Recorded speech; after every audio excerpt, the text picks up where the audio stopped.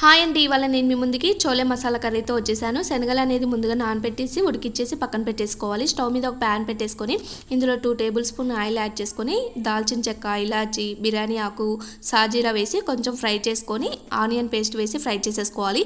Onion paste అనేది కొంచెం fry అయ్యాక అల్లం వెల్లుల్లి పేస్ట్ వేసి పచ్చివాసన వరకు ఫ్రై చేసుకొని టమాటా పేస్ట్ యాడ్ చేసుకోవాలి.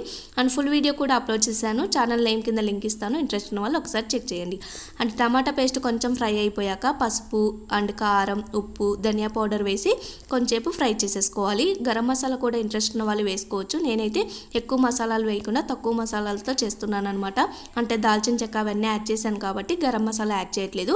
ఇవి కొంచెం ఫ్రై అయిపోయాక శనగలు ఉడికిచ్చేసి పెట్టుకున్న శనగలు యాడ్ చేసి మొత్తం కూడా ఒకసారి కలిపేసుకొని ఇందులో వాటర్ యాడ్ చేసి అంటే కొంచెంసేపు శనగలకి మసాలా పట్టేలాగా ఉడికిచ్చేసుకోవాలి. లాస్ట్లో కొత్తిమీర యాడ్ చేసుకుంటే ఎంతో టేస్టీ అయిన చోలే మసాలా కర్రీ.